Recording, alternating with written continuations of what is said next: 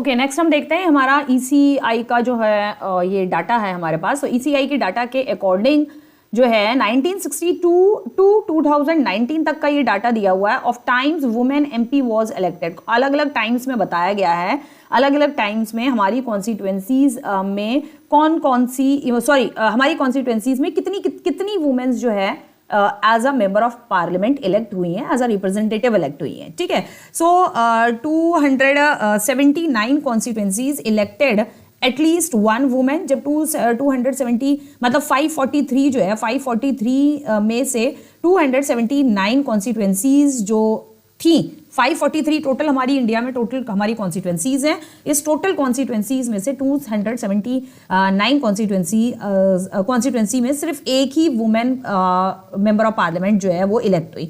264 constituencies में 543 में से 264 कॉन्स्टिट्यूएंसीज ऐसी थी जिसमें एक भी वुमेन मेंबर जो है मेंबर ऑफ पार्लियामेंट इलेक्ट नहीं हुई, एक भी वुमेन रिप्रेजेंटेटिव नहीं हुई। 1962 से 2019 तक एक भी वुमेन रिप्रेजेंटेटिव इलेक्ट नहीं हुई। ठीक है, और उसके बाद फिर अगेन 543 में से 78 ऐसी कॉन्स्टिट्यूएंसी जहां 78 वुमेन रिप्रेजेंटेटिव वर इलेक्टेड इन 2019। तो 2019 में फाइनली जाके 243 कॉन्स्टिट्यूएंसीज में से 78 वुमेन मेंबर ऑफ पार्लियामेंट जो है वो इलेक्ट हुई। अब टोटल अगर हम देखा जाए टोटल 1962 से लेके अब तक 617 टोटल वुमेन एमपीज इलेक्टेड। अब से 1962 से लेकर अब तक जो है सिर्फ और सिर्फ 217 टोटल वुमेन रिप्रेजेंटेटिव ही पार्लियामेंट में जो है वो इलेक्ट हुई है। ठीक है, सो ये डाटा मतलब यहाँ पर यही दिखाने के लिए शो किया हुआ है कि भाई वुमेन रिप्रेजेंटेटिव जो है वो डेमोक्रेटिक कंट्री में वुमेन्स का रिप्रेजेंटेशन जो है बहुत कम रहा है। और ये कम इसलिए भी रहा है क्योंकि कभी किसी ने सोचा ही नहीं कि हाँ भाई वुमेन भी एज अ रिप्रेजेंटेटिव जो है वो चुनी जानी चाहिए। 2019 के बाद फिर अब इलेक्ट होती गई, अगर कोई बाद इलेक्ट होती गई तो, और उन्होंने कई ऐसी वुमेन्स की प्रॉब्लम को सॉल्व किया भी, मतलब प्रॉब्लम्स को सुना भी गया। लेकिन ये भी है, उसके साथ साथ ये भी चीजें हैं कि उससे पहले भी वुमेन्स को काफी वोटिंग राइट या बाकी एजुकेशन का राइट देना, वोटिंग राइट देना और भी बहुत सारे राइट्स जो है वुमेन को मिले हैं। ऐसा नहीं है कि क्या कहते हैं वुमेन्स को राइट नहीं मिले हैं, अगर रिप्रेजेंटेटिव नहीं है पार्लियामेंट के अंदर तो वुमेन्स को उनके अपने खुद के अधिकार नहीं मिले हैं। ऐसा कुछ नहीं है। कोई भी टीचर अगर आपसे ये बोलती है कि एक भी parliament member of parliament choose नहीं हुई है और मेंबर ऑफ पार्लियामेंट जब चूज नहीं हुई है तो फिर वुमेन्स को उस वजह से राइट्स भी नहीं मिले, वुमेन की जो प्रॉब्लम है उसको सुनने वाला कोई नहीं था, तो अगर कोई भी टीचर इस तरीके की रिएक्शंस देती है, इस तरीके से अगर बोलती है, दैट टोटली रॉन्ग। ठीक है, रिप्रेजेंटेटिव चुनने का मतलब ये नहीं है कि जब वो रिप्रेजेंटेटिव ही चुना जाए तभी वुमेन्स को जो है हमारे हिंदुस्तान की या हमारी घरों की औरतों को तभी राइट मिला हुआ है। नहीं, राइट हमारी घर की औरतों को, हमारे देश की औरतों को राइट बहुत पहले से ही मिल गए थे। जब देश आजाद हुआ, डेमोक्रेसी बनी, कॉन्स्टिट्यूशन बना, उस कॉन्स्टिट्यूशन के अंदर वुमेन्स के बराबर जो है अच्छे खासे राइट्स, वुमेन को सब राइट्स दिए गए थे। लेकिन हाँ ये था कि उस टाइम पे अगर वुमेन्स के साथ कुछ गलत होता था, वायलेंस हो गया, असॉल्ट हो गया, हरासमेंट हो गया, ठीक है, कुछ भी इस तरीके की चीजें होती थी तो जल्दी उस पर कोई सुनवाई वगैरह नहीं होती थी, इसलिए क्योंकि पार्लियामेंट के अंदर कोई भी वुमेन रिप्रेजेंटेटिव नहीं हुआ करती थी तो जल्दी नहीं होती थी। लेकिन धीरे धीरे एज सून एज भाई देश बदला, टाइम बदला, समय बदला, डेवलपमेंट हुआ, बहुत सारी चीजों में डेवलपमेंट हुआ, गर्ल्स को एजुकेशन का राइट मिला, गर्ल्स को वोटिंग का राइट तो भाई पहले ही मिल गया था जब हमारा देश आजाद हुआ। गर्ल्स को और भी बहुत सारे राइट्स मिले, जैसे जैसे मिलते गए वैसे वैसे उनकी बातों को, उनकी प्रॉब्लम को सुना भी जाने लग गया है। ठीक है, ऐसा नहीं है कि वुमेन रिप्रेजेंटेटिव नहीं है तो वुमेन्स के लिए कोई लड़ने वाला नहीं है, ऐसा कुछ नहीं है। Now in the government cabinet are largely all male even when a woman became a chief minister और द प्राइम मिनिस्टर। हाँ, यहाँ पे ये बोला गया कि अगर कभी वुमेन जो है कोई अगर चीफ मिनिस्टर अगर बन जाती है, ठीक है, या प्राइम मिनिस्टर भी अगर बन जाती है तो उसके प्राइम मिनिस्टर के अंडर जितने भी जो कैबिनेट मिनिस्टर्स होते हैं, जो कैबिनेट होती है उसकी पूरी पार्लियामेंट के जो बाकी मेंबर्स होते हैं वो सारे के सारे मेल होते हैं। मेल इसलिए होते हैं क्योंकि वुमेन भाई वहां इलेक्ट तो हो गई, वहां पे भाई इंदिरा गांधी बनी, हमारी प्राइम मिनिस्टर बनी इंदिरा गांधी, इस समय जो है प्रेसिडेंट है द्रौपदी मुर्मू, तो उनके नीचे मेल काम कर रहे हैं। ठीक है, तो ये तो बड़ी मतलब कुछ टीचर्स ऐसे बोल रहे हैं कि अगर मेल डोमिनेटेड है, मेल ही सारे के सारे हैं और वुमेन अगर हेड बन भी जाती है तो उसकी कोई सुनता नहीं है। ऐसा कुछ नहीं होता है। प्राइम मिनिस्टर की जो है वैल्यू अपनी अगर अलग होती है। प्राइम मिनिस्टर ने अगर जो कह दिया उसमें चाहे कितने भी मेल डोमिनेटेड लोग हो जाएं, कितने भी मेल डोमिनेटेड बन जाएं, ठीक है, प्राइम मिनिस्टर ने जो बात कह दी वो सारे के सारे जितने मेल कैबिनेट मेंबर्स होंगे उनको सुननी पड़ेगी। और प्रेसिडेंट की अगर जो भी पावर है और प्रेसिडेंट अगर वुमेन है, जैसे कि आज हैं हमारी द्रौपदी मुर्मू, ठीक है, she is the president of our country, अगर उनके हाथ में जो पावर है, अगर उन्होंने किसी चीज के लिए बोल दिया तो वो बोल दिया, ठीक है, ये रूल है, ये लॉ है। वो मेल डोमिनेटेड के नीचे, उनके नीचे कितने भी मेल डोमिनेटेड कैबिनेट मेंबर्स, कितने भी मेल क्यों ना काम कर रहे हो, कितने भी क्यों ना, हजारों हो, लाखों हो, कितने भी क्यों ना काम कर रहे हो, अगर प्रेसिडेंट, वुमेन प्रेसिडेंट ने भी अगर एक बार कुछ किसी चीज के लिए कह दिया तो कह दिया, वो मेल कैबिनेट, जितने भी कैबिनेट मेंबर होंगे उनको मानना पड़ेगा। एक टीचर का मैंने ऐसा कुछ सुना है कि उन्होंने ये बोला है कि अगर मेल कैबिनेट में अगर सारे के सारे मेल है, तो अगर वुमेन चाहे चीफ मिनिस्टर बन जाए, चाहे प्राइम मिनिस्टर बन जाए, चाहे वो प्रेसिडेंट बन जाए, कुछ भी बन जाए, उसका कोई फायदा नहीं है, उसकी बात जो है कोई भी नहीं सुनेगा, उसका कोई मतलब नहीं होगा, क्योंकि वो जो भी कहेंगी वो मेल डोमिनेटेड मेंबर जो है वो उसको नहीं सुनेंगे, ठीक है। तो ऐसा कुछ भी नहीं होता, ये सब फालतू की बकवास बातें हैं। तो इस तरीके की टीचर से प्लीज अवॉइड करिए कि इस तरीके की टीचर से आप ना पढ़ें, ठीक है। तो क्योंकि वो आपको गलत ही इंफॉर्मेशन देंगी, वो सही इंफॉर्मेशन कभी नहीं बताएंगी। Now fair proportion of women in the elected bodies, now one way to solve this problem is to make it legally binding to have a fair proportion of women in the elected bodies, ठीक है। इस चीज को fair बनाने के लिए, हाँ, बहुत सारी चीजें हमें नहीं पता पार्लियामेंट के अंदर क्या चीज होती है या कैबिनेट के अंदर क्या बातें होती हैं, ठीक है, उसको प्रॉब्लम को अगर सॉल्व करना है तो it legally bind to have a fair proportion of women in the elected bodies. तो उसके लिए यही किया गया। पहले ऐसा हुआ करता था कि भाई अगर वुमेन कोई प्रेसिडेंट है या वुमेन कोई प्राइम मिनिस्टर अगर बन भी गई है, तो अगर उसने औरतों के हक के लिए अगर कोई बात अगर रखी है पार्लियामेंट के अंदर, ठीक है, अगर कोई बात रखी गई है, तो हो सकता है कि जो मेंस होते होंगे वो उस चीज से सहमत नहीं होते होंगे। तो इसीलिए फेयर प्रोपोर्शन रखने के लिए वुमेन का इलेक्टेड बॉडी में मेंबर होना, मेंबर बनना, ये इंपॉर्टेंट माना गया। This is what the panchayat Raj has done in India. तो पंचायती राज ने यही किया। आपको मालूम होगा पंचायती राज सिस्टम जो है, मैंने आपको 6 में पढ़ाया था, उसमें क्या था, पंचायती राज सिस्टम में 5 मेंबर्स होते हैं। तो 5 मेंबर में से हर विलेज में एक वुमेन मेंबर जो है वो रखी गई। 1/3 of the seats of the local bodies in panchayats and municipalities are now reserve for women. तो अब क्या किया गया था बाद में, पंचायती राज में मैंने आपको बताया ना, 1/3 सीट्स जो हैं वो वुमेन के लिए, वुमेन रिप्रेजेंटेटिव के लिए जो है 1/3 सीट जो है वो रखी गई हैं। Now there are more than 10 lakh elected women representative in the rural and the urban local bodies. तो आज जो है करीब करीब 10 लाख वुमेन्स रिप्रेजेंटेटिव वुमेन्स हैं, ठीक है, जो कि इलेक्टेड रिप्रेजेंटेटिव वुमेन हैं रूरल एरिया में और अर्बन एरिया में। रूरल एरिया यानी कि आपकी पंचायती राज सिस्टम में, और अर्बन में यानी कि सिटी में, यानी कि म्युनिसिपल कॉर्पोरेशन में अगर जो मेंबर्स होते हैं, म्युनिसिपल कॉर्पोरेशन भी मैंने आपको 7th में पढ़ाया हुआ है। Now, women organization and the activists have been demanding a similar reservation of at least 1/3 of seats in Lok Sabha and the state assemblies. So, जितनी भी women organization है, जितने भी women activist हैं, यानी कि women's activist का मतलब होता है women's के rights के लिए जो लोग रेवोल्यूशन कर रहे हैं या जो लोग लड़ाई कर रहे हैं वुमेन के राइट्स के लिए, ठीक है, तो उन्हीं को कहा जाता है एक्टिविस्ट या वुमेन्स को लेके, वुमेन्स ने ही अपने हक के लिए लड़ने के लिए, अपने राइट्स को पाने के लिए वुमेन्स ने ही बहुत सारी ऑर्गेनाइजेशन वुमेन्स को लेकर बनाई गई है, ठीक है। लाइक घरेलू हिंसा, ठीक है, घरेलू हिंसा बहुत होती है, डोमेस्टिक वायलेंस जिसे कहा जाता है, ठीक है। तो डोमेस्टिक वायलेंस पहले टाइम पे बहुत होती थी, पहले टाइम पे ये डोमेस्टिक वायलेंस का जो चलन था वो बहुत था। आज क्योंकि स्ट्रिक्ट रूल्स एंड रेगुलेशन जो है हमारी डेमोक्रेटिक कंट्री में स्ट्रिक्ट रूल बन गए हैं इन सब के खिलाफ, ठीक है, तो अब इतना ज्यादा जो है डोमेस्टिक वायलेंस नहीं होता है। डोमेस्टिक वायलेंस यानी कि ज्यादातर ये बोला जाता है, मतलब मैक्सिमम ये बोला जाता है कि हस्बैंड जो है वाइफ को मार रहा है, डोमेस्टिक वायलेंस है, सास ससुर बहू को मार रहे हैं, पीट रहे हैं। पहले ये बहुत होता था 90s के टाइम पे, ये सारी चीजें नो, जब 90s के टाइम था, obviously we are 90s kids, तो हम लोग न्यूज़ वगैरह में सुनते थे, और 90s से पहले भी बहुत होता था। देश आज़ादी के बाद से ये सारी चीज़ें चलती गई करीब करीब 40-50 सालों तक, ठीक है। सास ससुर के द्वारा जो है ज़्यादातर सास ससुर पे ही ब्लेम किया जाता था, और करते भी थे, शायद उस टाइम पे लोग बहुत करते भी थे, ठीक है। ससुराल वाले, मतलब इतना ज़्यादा हो गया था, ये इतना ज़्यादा हो गया कि अल्टीमेटली आज ये सारी चीज़ें जो है ख़त्म हो गई है, ठीक है। आज कोई भी आज उल्टा हिसाब किताब हो गया। आज उल्टा हिसाब किताब क्या हो गया, वुमेन्स के राइट जो है इतने ज़्यादा, जो ससुराल वाले हैं उन्होंने अगर कुछ भी, मतलब शादी हुई है बेटी की कहीं, और जो सास ससुर है उनकी फैमिली है बेटी के जो इन लॉज वगैरह हैं, तो इन लॉज वगैरह ने अगर कुछ भी थोड़ा सा भी कुछ कह दिया, कुछ भी बोल दिया, तो आजकल उल्टा हिसाब किताब चल रहा है। तो वो लड़की जो होती है, जो उनके घर में जो लड़की बहू आई है, वो उल्टा जो है वो उन लोगों को, जो इन लॉज होते हैं, इन लॉज को जो है वो धमकी देना शुरू कर दी थी, अगर आपने जो है ये किया तो मैं पुलिस में रिपोर्ट लिखा दूंगी। और आजकल मतलब उस टाइम से ये इतना ज़्यादा बढ़ गया था, 90s वगैरह के टाइम पे ये इतना ज़्यादा हो गया था, तुरंत जो है पकड़ के जो है उसको जेल में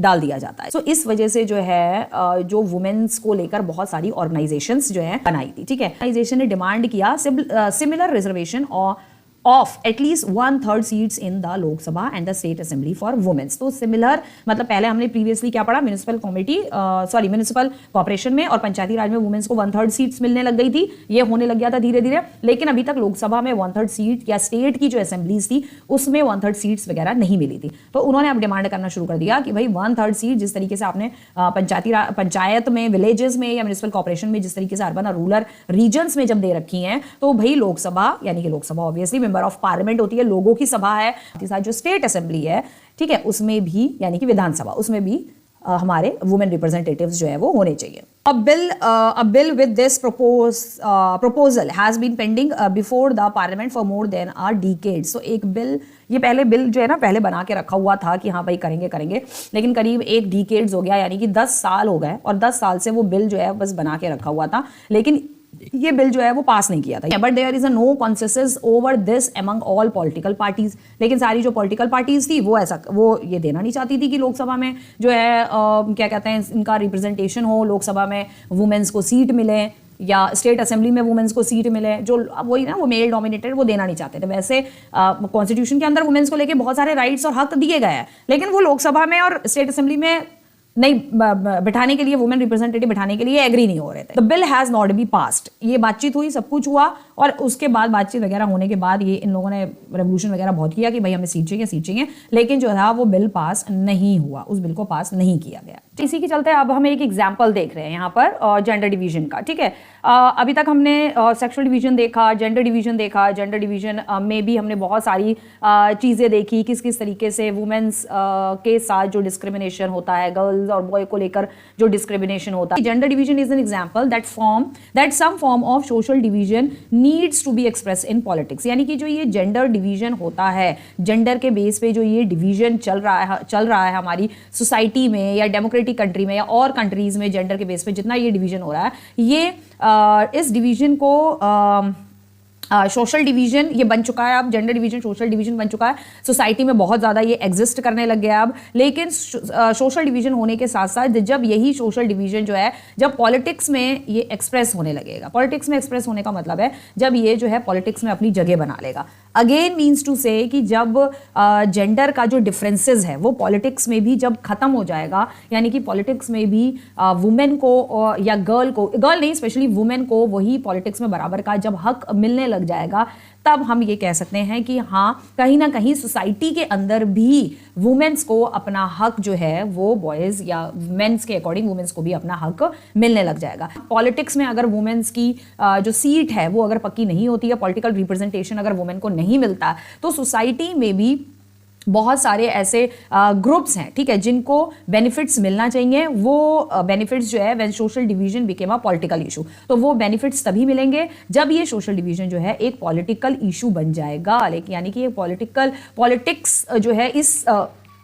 इशू पे जो है इन्वॉल्व हो जाएगी पॉलिटिकल लेवल पर, यानी कि बड़े लेवल पे आप इसको कह सकते हो। तो बहुत सारे ऐसे, this also shows the disadvantages group. तो इसका जो क्या कहते हैं, इसका जो एडवांटेज है वो उन लोगों को मिल पाएगा जो कि डिसएडवांटेज्ड ग्रुप है, जिनको अभी तक इसका फायदा नहीं मिल। यहाँ पर एक पिक्चर दिखाई हुई है, एनसीईआरटी की एक पिक्चर यहाँ पे शोन करी है। दिस कार्टून, ये कार्टून है, ठीक है, कार्टून बेस्ड पिक्चर है। तो यहाँ पर आप देख रहे होंगे, this cartoon offer an understanding of why the womens reservation bill has not be passed in the parliament. तो वुमेन रिजर्वेशन बिल जो है अभी तक पार्लियामेंट में पास नहीं हुआ है। मतलब एक डेमोक्रेटिक कंट्री होते हुए, हमारी इंडिया जो है एक डेमोक्रेटिक कंट्री है, और डेमोक्रेटिक कंट्री होते हुए भी अभी तक हमको यानी कि वुमेन्स को पार्लियामेंट के अंदर अभी भी जो वुमेन का रिजर्वेशन होना चाहिए, वैसे है कई प्लेसेस पे, कई जगहों पर वुमेन्स के लिए कुछ सीट्स रिजर्व्ड करी गई हैं। यानी कि सीट्स जो मतलब रिजर्व करी गई हैं वो अभी तक, जैसे हमने प्रीवियसली पढ़ा हमने पंचायती राज में सीट्स रिजर्व करी गई हैं, ठीक है, यानी कि जो विलेज लेवल पे जो हमारी गवर्नमेंट चलती है, साथ ही साथ स्टेट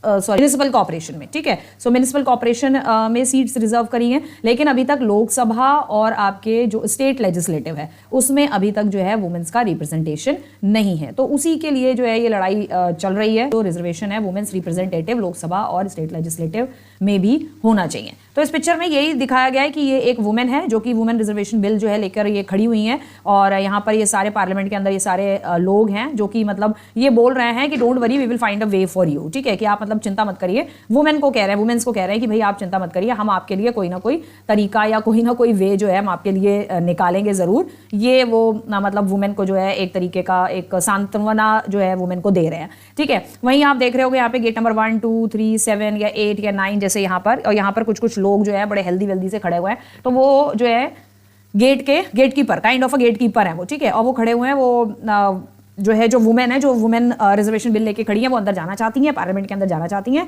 लेकिन ये लोग जो हैं जो नीचे खड़े हुए हैं, जो गेट्स पे खड़े हुए हैं, ये जो है इन लोगों को मतलब वुमेन को जो है वो अंदर जाने से रोक रहे हैं, वो नहीं चाहते हैं कि बिल जो है वो पास हो। नेक्स्ट हम देखते हैं, नेक्स्ट जो हमारा टॉपिक आता है रिलीजन, कम्युनलिज्म एंड पॉलिटिक्स। तो रिलीजन तो आपको मालूम है कि रिलीजन यानी कि हम किसी पर्टिकुलर रिलीजन की बात कर रहे हैं, चाहे वो हिंदू, मुस्लिम, सिख, ईसाई, कोई भी रिलीजन हो, ठीक है। कम्युनलिज्म एक अलग वर्ड है, एक अलग चीज है, एंड पॉलिटिक्स, लेकिन ये तीनों ही चीज ना एक दूसरे के अंदर जब घुस जाती है तो बहुत ज्यादा इसकी खिचड़ी पक जाती है, ठीक है। और वो खिचड़ी क्या है कि कम्युनलिज्म, बेसिकली कम्युनलिज्म का मतलब होता है सांप्रदायिक, ठीक है। आई डोंट नो, हिंदी मुझे इतना नहीं आता। कम्युनलिज्म मीन्स टू से सांप्रदायिकता, and politics, you know, politics is राजनीति, ठीक है।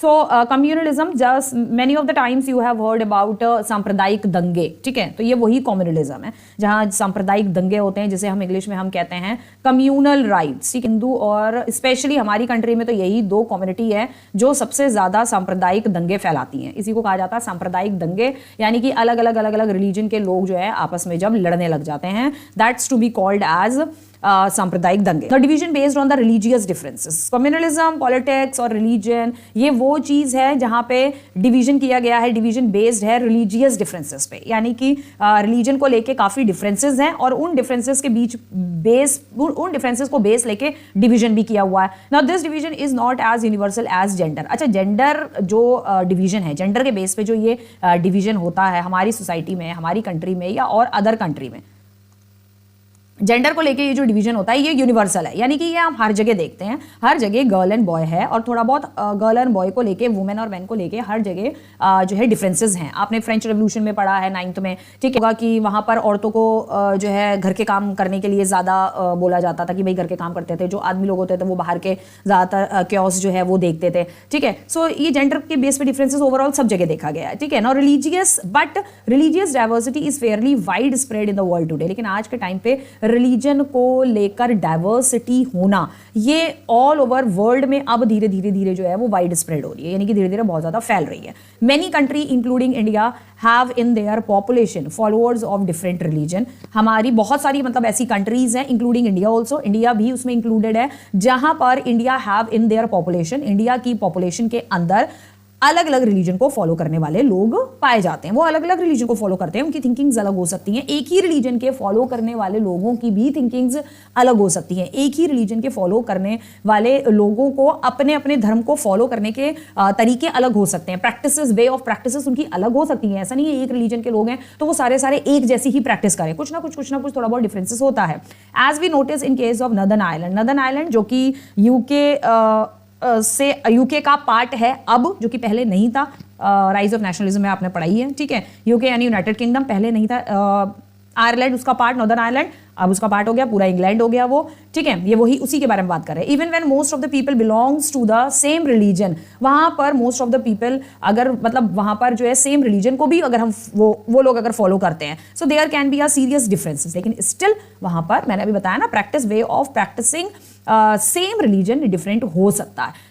एक रिलीजन के लोगों की थिंकिंग्स, उनके आइडियाज, उनके सोचने का तरीका, पहनने ओढ़ने का तरीका अलग हो सकता है। लाइक सारे हिंदू हैं, अगर सारे हिंदू हैं, लाइक मान लीजिए किसी कोई एरिया है, कोई मोहल्ला है, कोई कॉलोनी है, वहाँ पे सारे के सारे हिंदू हैं, ठीक है। ऑब्वियसली सी बात है, दिवाली सेलिब्रेट हो रही है, होली सेलिब्रेट हो रही है, ठीक है, एक जैसा तरीका है होली सेलिब्रेट करने का, सब एक ही तरह से सेलिब्रेट करते हैं, लेकिन स्टिल बहुत सारे फैमिलीज में, अगर हम पूरे ओवर इंडिया की अगर हम बात करें तो बहुत सारी फैमिलीज में कुछ अलग तरीके से सेलिब्रेट करते हैं। अगर आप बिहार साइड चले जाएंगे तो वहाँ होली को सेलिब्रेट करने का तरीका थोड़ा सा कुछ अलग है। आप साउथ में चले जाएंगे, वहाँ थोड़ा हिंदू लोग वहाँ पर अलग तरीके से सेलिब्रेट करते हैं। सो इट्स नॉट इंपॉर्टेंट कि उन एक सेम रिलीजन को फॉलो करते हैं, so there can be serious differences about the way people practice their religion. ठीक है, उनके प्रैक्टिस करने के तरीके में डिफरेंसेस डेफिनेटली हो सकते हैं। ऐसा नहीं है कि एक रिलीजन के हैं तो सब एक जैसे एकदम थिंकिंग आइडिया सबकी एक जैसी हो, सब एक जैसे तरीके से सब पहने ओढ़े खाएं पिए, ऐसा नहीं होता है। Unlike gender differences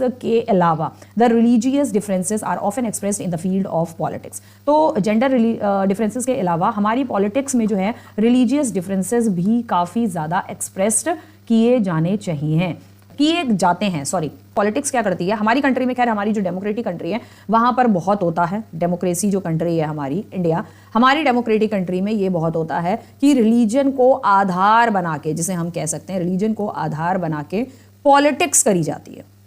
ठीक है, रिलीजन को ले लिया, कोई भी टॉपिक कोई भी इशू ले लिया कि मुस्लिम्स का ये है, जैसे कि अभी आपने जो बच्चा 2024 में ये अगर वीडियो देख रहा है तो I always say all the students कि प्लीज वॉच न्यूज़ जरूर देखा करो, चाहे आप कहीं की भी देखो, कोई सी भी देखो, बट डेली आप डेली नियम से जो है हाफ एन आवर न्यूज़ आप जरूर देखा करो। तो जो बच्चे 2024 में अगर ये वीडियो देख रहे हैं तो दे नो कि अभी जो है रिसेंटली संभल में जो है वो मंदिर और मस्जिद को लेके जो है वाद विवाद चल रहा है। ठीक है, अब पॉलिटिक्स ने क्या किया, उस मंदिर और मस्जिद के वाद विवाद को वो घुस गया पॉलिटिक्स के अंदर। वो चीज़ें रिलीजन का डिफरेंसेस था, रिलीजन का डिफरेंसेस पॉलिटिकल जो लीडर्स है उन्होंने इसको जो है अपना आधार बना लिया और आधार बना के दोनों ग्रुप्स को जो है लड़वा दिया, हिंदू और मुस्लिम को यहाँ पर लड़वा दिया। और ज़्यादातर हमारी कंट्री में जो है हिंदू मुसलमान की लड़ाई बहुत होती है, जो कि अलग अलग रिलीजन को बिलोंग करते हैं, वो दो ग्रुप्स जो हैं जब वो आपस में लड़ाई झगड़ा करने लग जाएं, that is called communal rights. ठीक है, let us consider few instances that show that relationship between religion and politics. कुछ हम यहाँ पर कुछ एग्जाम्पल्स और देखेंगे जो कि हमें ये बताते हैं कि ठीक है रिलीजन और पॉलिटिक्स में रिलेशनशिप है, बहुत टाइम से है और होना भी चाहिए।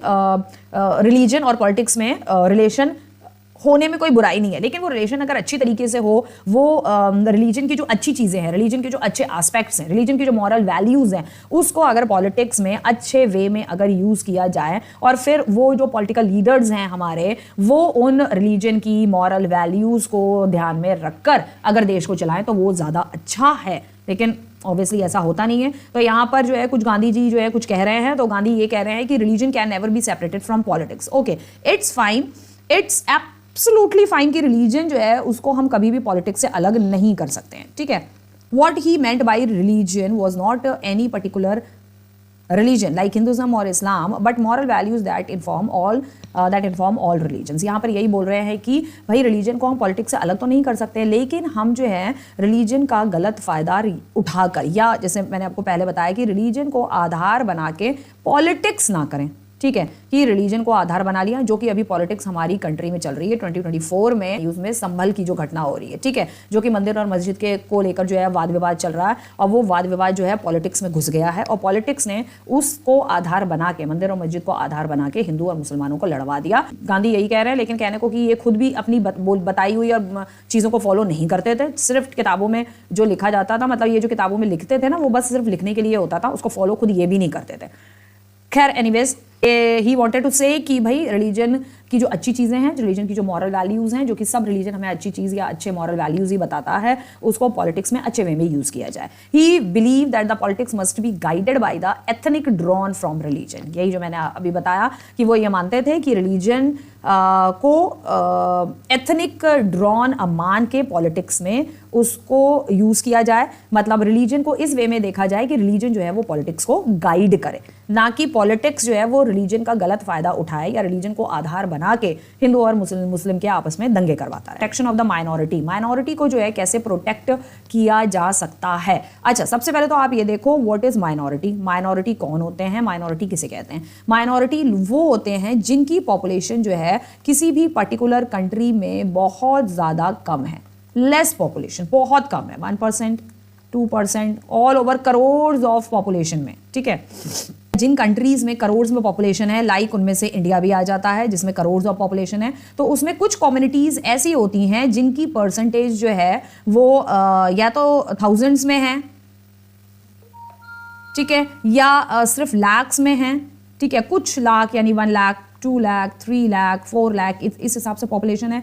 और ओवरऑल अगर हम परसेंटेज निकालें तो उनकी परसेंटेज इंडिया में 3% है, 2% है या 4% है, 5% है। तो ये भी कोई बहुत ज़्यादा परसेंटेज नहीं है करोड़ ऑफ पॉपुलेशन में, ठीक है। तो माइनॉरिटी के अंदर जो लोग स्पेशली आते हैं, माइनॉरिटी में सबसे पहले आते हैं आपके क्रिश्चियंस, ठीक है। क्रिश्चियंस को आज तक किसी भी तरीके का गवर्नमेंट ने कोई भी किसी भी काइंड का कोई रिजर्वेशन या उनके लिए किसी भी तरीके का कोई माइनॉरिटी प्रोटेक्शन गवर्नमेंट ने आज तक नहीं दिया है। 1947 से जब तक देश आज़ाद हुआ है तब से लेकर आज तक 2024 तक किसी भी तरीके का कोई रिजर्वेशन, कोई प्रोटेक्शन क्रिश्चियन कम्युनिटी के लिए किसी भी तरीके का कोई प्रोटेक्शन जो है नहीं दिया गया है, ठीक है।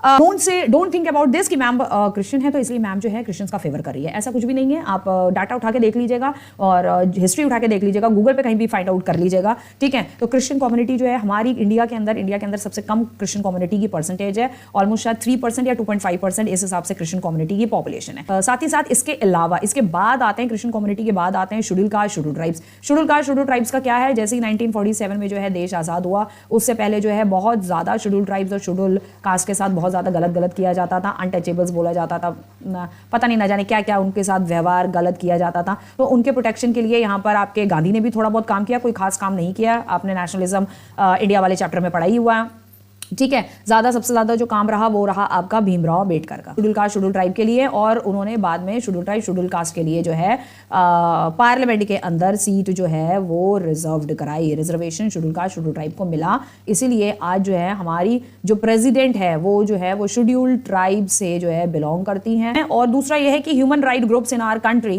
Have argued that the most of the victims of the communal riots in our country are the people from the religious minority. तो ह्यूमन राइट ऑर्गेनाइजेशन एक ग्रुप है, ठीक है। ह्यूमन राइट्स यानी कि जो ह्यूमंस के राइट के लिए जो ग्रुप लड़ता है, लोगों के हक के लिए जो लड़ते हैं, तो गवर्नमेंट से उन्होंने जो है ये आर्ग्यू किया है कि भाई ज्यादातर जब भी कोई भी कम्युनल राइट्स होते हैं, ठीक है, most of the victims of the communal right मैंने आपको बताया ना कम्युनल राइट क्या है, ये हमेशा याद रखना, तो मेरे को दोबारा बताने की जरूरत ना पड़े। कम्युनल राइट्स इज अ सांप्रदायिक दंगे कि दो रिलीजन के लोग जो है आपस में जब लड़ाई झगड़ा करने लग जाएं, आपस में जब भिड़ जाए के दौरान कभी भी अगर होते हैं कंट्री में, कभी भी कम्युनल राइट होते हैं, तो ह्यूमन राइट कमीशन का ये कहना है, ह्यूमन राइट ग्रुप का ये कहना है कि उसमें जो रिलीजियस माइनॉरिटी होती है, यानी कि वो रिलीजन के ग्रुप जो कि बहुत कम है हमारी कंट्री में, सबसे ज्यादा वो पीपल ही सफर करते हैं। Country a people from religious minority, तो सबसे ज्यादा जो है माइनॉरिटी लोग जो हैं वो सबसे ज्यादा सफर करते हैं। और ये फैक्ट है कि माइनॉरिटी जो है वो एक्चुअली में वो जो है वो सबसे ज्यादा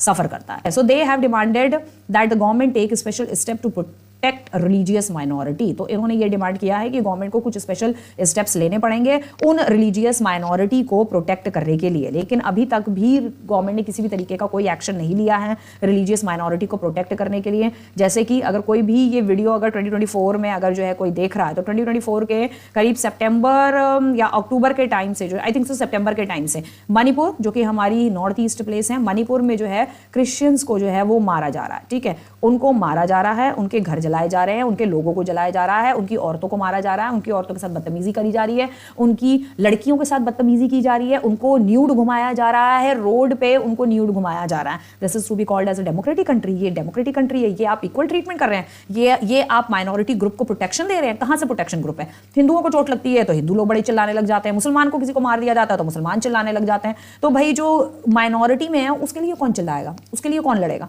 क्योंकि क्रिश्चियंस तो कभी नहीं बोलते हैं, क्रिश्चियंस तो कभी भी किसी चीज के लिए गवर्नमेंट से आज तक कभी क्रिश्चियंस ने किसी चीज के लिए डिमांड भी नहीं करी।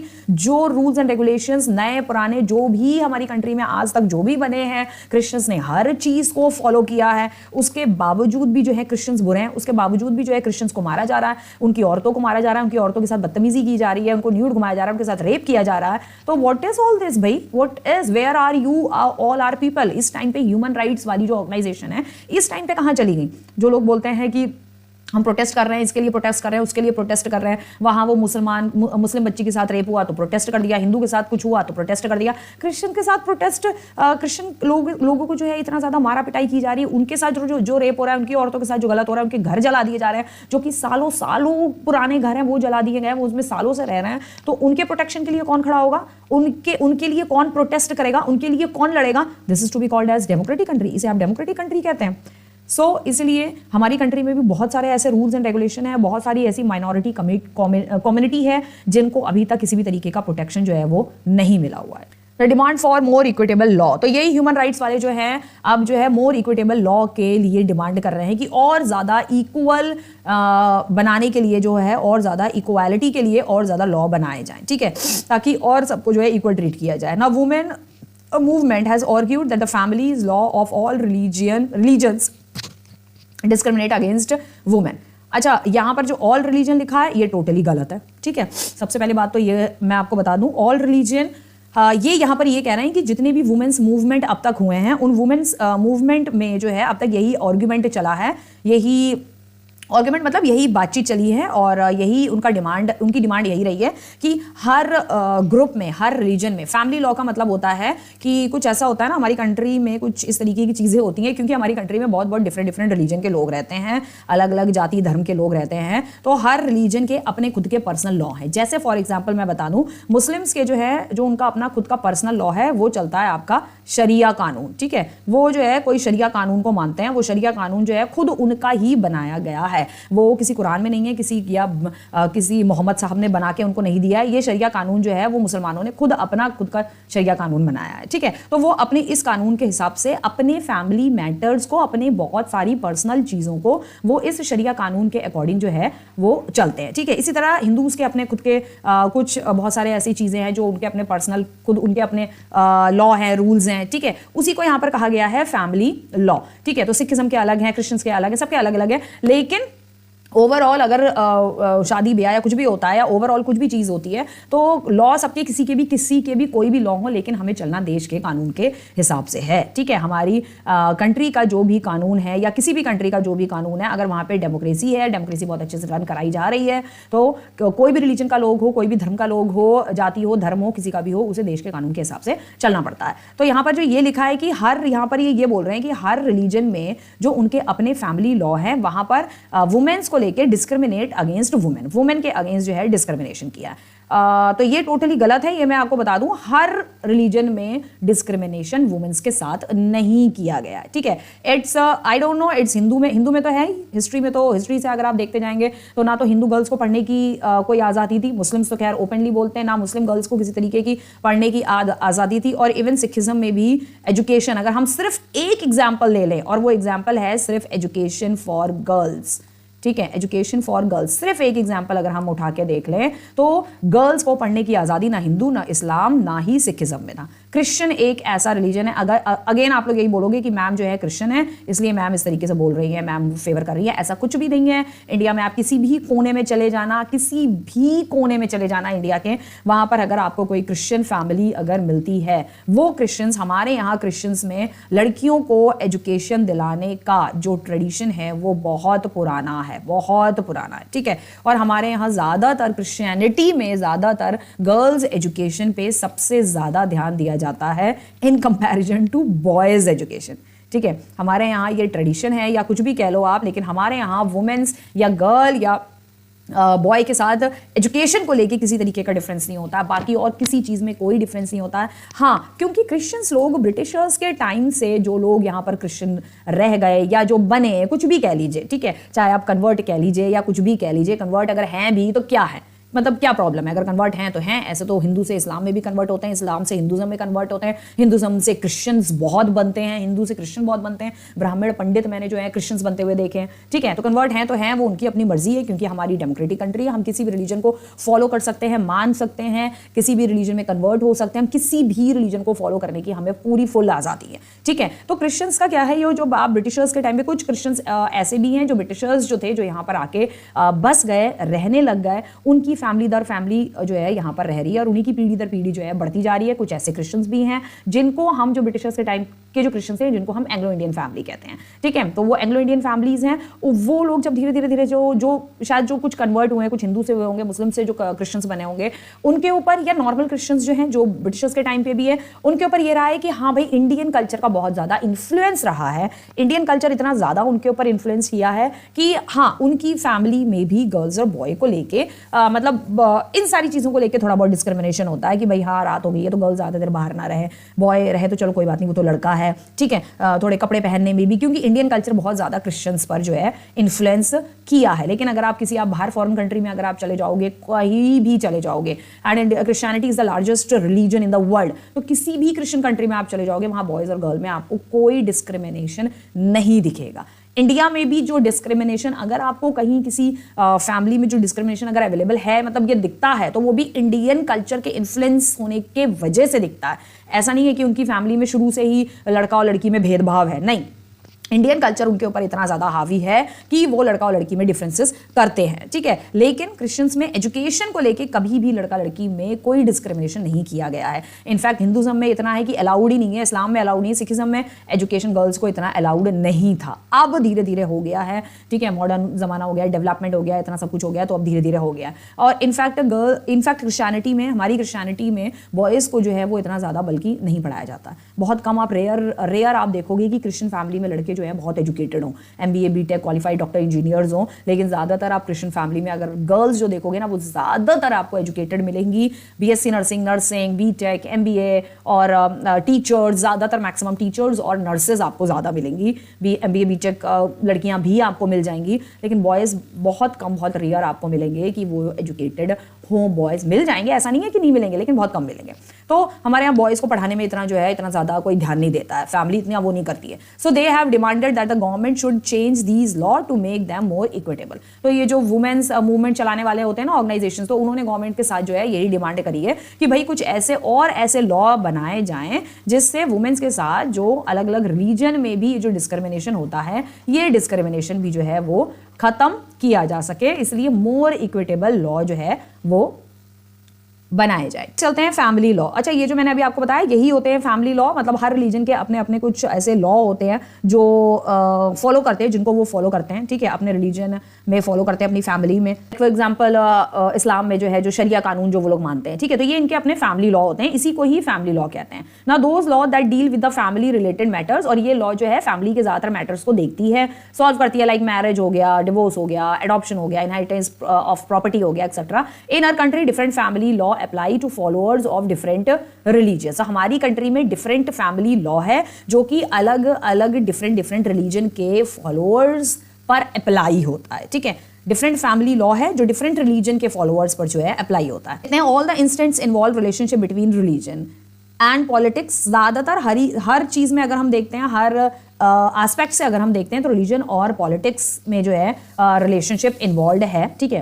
ये दोनों ही टॉपिक्स या ये दोनों ही इशू ऐसे हैं जो कि आपस में रिलेटेड है, involve relationship, but they do not seem to be very wrong और डेंजरस। लेकिन ये बहुत ज़्यादा कुछ गलत नहीं है, बहुत ज़्यादा डेंजरस नहीं है। अनटिल एंड अनलेस, कब डेंजरस नहीं है, कब गलत नहीं है, until and unless ideas, ideals and values drawn from different religion can and perhaps should play a role in politics. यानी कि कहने का मतलब है कि अगर आइडियाज जो हैं वो अलग अलग रिलीजन के जो लोगों के जो आइडियाज हैं या अलग अलग रिलीजन के जो मॉरल वैल्यूज हैं, अगर उसको हम पॉलिटिक्स में, डिफरेंट रिलीजन के जो आइडियाज हैं, वैल्यूज हैं, अगर हम उसको पॉलिटिक्स में उसको एक अच्छे वे में अगर हम यूज करते हैं, should play a role in politics. अगर वो रिलीजन जो है एक बहुत अच्छा इंपॉर्टेंट रोल अगर पॉलिटिक्स में प्ले करता है, तो पॉलिटिक्स और रिलीजन में रिलेशनशिप होने में कोई गलत बात नहीं है, ठीक है। People should be able to express in politics their needs. लोग जो है पॉलिटिक्स के थ्रू अपनी नीड्स एक्सप्रेस करते हैं, अपने इंटरेस्ट एक्सप्रेस करते हैं, अपनी डिमांड्स रखते हैं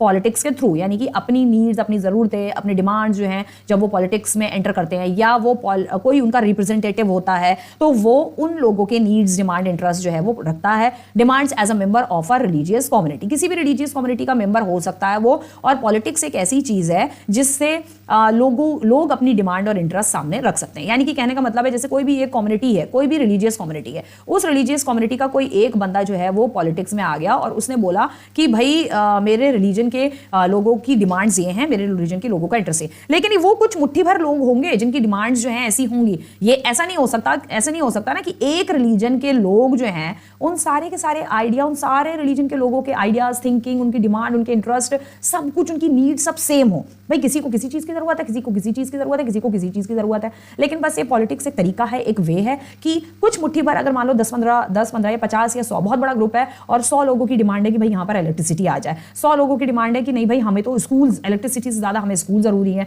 नहीं भाई 100 लोगों की डिमांड है कि भाई यहाँ पर खाने के लिए नहीं है तो स्कूल और बिजली का क्या करना, जब पेट नहीं भरना। तो ये अलग अलग डिमांड है, ठीक है। तो ये इस तरीके की डिमांड हम पॉलिटिक्स के थ्रू जो है गवर्नमेंट के सामने रख सकते हैं, लोगों के सामने हम इसको रख सकते हैं। कई बार लोग जो है इसको गलत वे में यूज करते हैं और पूरे ग्रुप को जो है, कह सकते हो पूरे ग्रुप को बदनाम कर देते हैं, ठीक है। Those who hold political power should some time to be able to regulate the practice of religion so as to prevent discrimination and operation. तो जो पॉलिटिकल पावर होल्ड कर रहा है ना, जिसके पास पॉलिटिकल पावर है, उसे लोगों की डिमांड को रेगुलेट करते रहना चाहिए। प्रैक्टिस ऑफ रिलीजन को प्रैक्टिस कर, जो लोग रिलीजन को प्रैक्टिस कर रहे हैं, जो अलग अलग रिलीजन को प्रैक्टिस करने वाले जो लोग हैं, उनके बीच में डिस्क्रिमिनेशन ना हो, उनके बीच में उनको किसी भी तरीके से दबाया ना जाए, किसी भी पर्टिकुलर रिलीजन के लोगों के साथ डिस्क्रिमिनेशन ना हो, किसी भी पर्टिकुलर रिलीजन को या माइनॉरिटी वालों को दबाया ना जाए, डिस्क्रिमिनेट ना किया जाए। तो ये सारी चीजें उसके हाथ में, जो पॉलिटिकल पावर को होल्ड करता है, तो उसको ये सारा कुछ जो है वो देखना है, तो सबको इक्वली ट्रीट करे। वो ये इस तरीके से चीजों को क्रिएट ना करे कि एक ही ग्रुप के लोगों को, एक ही कम्युनिटी के लोगों को दबाया जा रहा है, डिस्क्रिमिनेट किया जा रहा है, ऑप्रेस किया जा रहा है। ऐसा नहीं होना चाहिए। These political acts are not wrong as long as they treated every religion equally। अगर वो हर रिलीजन को इक्वली ट्रीट करता है, पॉलिटिकल पावर जिसके हाथ में है वो हर रिलीजन को इक्वली देख रहा है, इक्वली सबकी डिमांड सुन रहा है, कोई डिस्क्रिमिनेशन नहीं कर रहा है, तो रिलीजन और पॉलिटिक्स का डिफरेंस जो है, रिलीजन और पॉलिटिक्स में जो रिलेशनशिप है वो बुरा नहीं है। नेक्स्ट अब हम आ जाते हैं कम्युनलिज्म। कम्युनलिज्म मैंने आपको बता ही दिया, सांप्रदायिकता। कम्युनलिज्म का मतलब होता है सांप्रदायिकता, ठीक है। कम्युनल पॉलिटिक्स क्या कहती है? अभी कम्युनल पॉलिटिक्स क्या होती है और कम्युनल पॉलिटिक्स क्या कहती है? कम्युनलिज्म बेसिकली, कम्युनलिज्म जो है वो रिलीजन और पॉलिटिक्स दोनों को जब मिक्सअप कर देते हैं, ठीक है, तो वो कम्युनलिज्म कहलाता है। और जब रिलीजन जो है पॉलिटिक्स में घुस जाता है, या पॉलिटिक्स को जो होल्ड करके बैठे हुए हैं, जो लोग पॉलिटिक्स को होल्ड करके बैठे हैं, वो रिलीजन में जब बहुत ज़्यादा इंटरफेयर करने लग जाते हैं और रिलीजन को आधार मान के जो है लोगों को आपस में लड़वाने लग जाते हैं, बस इन शॉर्ट यही समझ लो,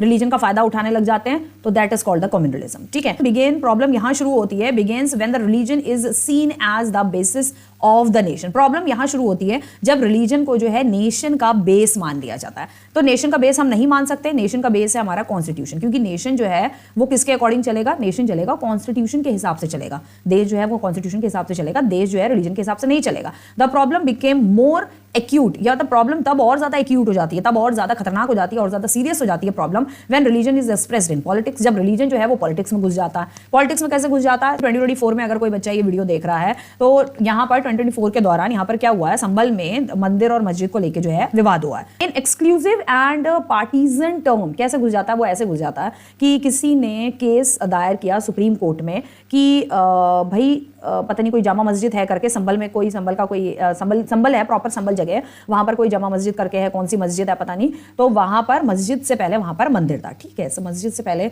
मंदिर बहुत सारी प्लेसेस में थे हमारे इंडिया में, लेकिन 1947 के बाद भी, मतलब अभी भी, पिछले साल भी, इस साल भी पता नहीं, जो राम मंदिर वगैरह बना, ठीक है, वहाँ जो है बाबरी मस्जिद पे जो इतना विवाद जो हुआ, तो बाबरी मस्जिद पे वहां पर फिर दोनों ही पक्षों को जो है बैठा के समझौता वगैरह कराया गया। तो बाबरी मस्जिद का कुछ पार्ट जो है वो हिंदुओं को दे दिया, कुछ पार्ट मुस्लिम्स को दे दिया कि वो अपनी मस्जिद वहां रखें और बाकी पे मंदिर बना दिया, ठीक है। तो ठीक है, बराबर से इक्वल वो किया गया है, लेकिन ऐसी बहुत सारी प्लेसेस हैं जहां पे मंदिर को तोड़ के मस्जिद बनाई है, ठीक है। लेकिन अब ये सारे विवाद क्यों उठ के आ रहे हैं? मानने कहने का मतलब अभी ऐसा तो नहीं कर सकते ना यार कि वो जितने भी मस्जिद हैं वो भी बने हुए हैं 400 साल पुराने, या उससे पहले कभी 400 या 500 साल पहले कभी मंदिर रहा होगा। तो भाई 1947 से पहले जितनी चीजें तोड़नी थी वो सारी तोड़ के मंदिर मस्जिद जो भी चर्च वर्च बनाना था वो भी बना देते। अब 1947 के बाद, अब 2024 में 75 सालों के बाद आपको याद आ रहा है कि मंदिर तोड़ के मस्जिद बना है, मस्जिद तोड़ के मंदिर बनी है, या चर्च बना है, फलाना बना है, ढिमकाना बना है, तो अब आपको याद आ रहा है। तो गवर्नमेंट, तो कोर्ट में किसी ने एक ये केस दायर किया कि भाई ऐसा ऐसा इस तरीके का है, तो उसमें उसने रिप्लाई मांगा कि भाई क्या किया जाए। तो कोर्ट ने बोल दिया ठीक है वहां सर्वे कराएंगे। भैया क्यों सर्वे कराएंगे? जो चीज अब जो मतलब कानून के अकॉर्डिंग भी अगर आप देख लो, या एक देश में शांति बनाए रखने के हिसाब से भी अगर आप देख लेते हैं, तो भाई जो चीज अब जैसी बनी हुई है उसे एज इट इज छोड़ दो। आप क्यों तोड़ा फोड़ी, और ये तोड़ा फोड़ी के ही वजह से उसने केस किया, फिर वहां पर जांच बैठाई है, ठीक है। जांच बैठाने की वजह से वहां पर सर्वे गया है, ASI गई है, हमारी आर्कोलॉजिकल सर्वे ऑफ इंडिया है वो गई है, वहां पर पता किया है कि वहां पे मंदिर है या मस्जिद है, तो वहां मुसलमान भी भड़क गए, हिंदू भी भड़क गए, भड़को और लड़ाई दंगे जो है वहां पर शुरू हो गए। अब जो लड़ाई झगड़ा जो हुआ, वो लड़ाई झगड़ा भी क्यों हुआ? क्योंकि पॉलिटिशियंस ने, जो मुस्लिम पॉलिटिशियंस थे और जो हिंदू पॉलिटिशियंस थे, उन्होंने इस चीज को अपने लिए पर्सनली ले लिया, उन्होंने पॉलिटिक्स में घुसा लिया उसको, कि जो लोग जो है पहले से ही गुस्सा, जो लोग कॉमन पीपल जो पहले से गुस्सा थे, उन लोगों को मुस्लिम लोगों को मुस्लिम पॉलिटिशियन ने सपोर्ट किया, हिंदू लोगों को हिंदू पॉलिटिशियन ने सपोर्ट किया कि हाँ भाई हम तुम्हारे साथ है, तुम लड़ो, तो मुसलमानों को मारो, मुसलमान हिंदू को मारे, और भाई वहां पर हो गया कम्युनल राइट्स। तो इस तरीके से रिलीजन जो है वो क्या हो गया, वो पॉलिटिक्स में घुस गया, और ऐसे ही हर बार होता है। Now when one religion and its follower are pitted against other, जब एक रिलीजन जो है दूसरे रिलीजन पर कह सकते हो हावी हो जाए, या दूसरा एक रिलीजन जो है अपने आप को बहुत ही बेहतर दिखाने लगे कि हम बहुत बेहतर है, हम बहुत अच्छे हैं, ठीक है, और तुम्हारा रिलीजन अच्छा नहीं है, तुम्हारा रिलीजन बेहतर नहीं है, तो वहां पर जो है ये सारी चीजें गड़बड़ हो जाती है। दिस हैपन, ये सारी चीजें हुई हैं when belief of one religion are presented as superior to those of the other religion, जब एक रिलीजन के बिलीव करने वाले लोग, एक रिलीजन के फॉलो करने वाले लोग अपने रिलीजन को दूसरे रिलीजन से बेटर बताएं, दूसरे रिलीजन से अच्छा बताने लग गए,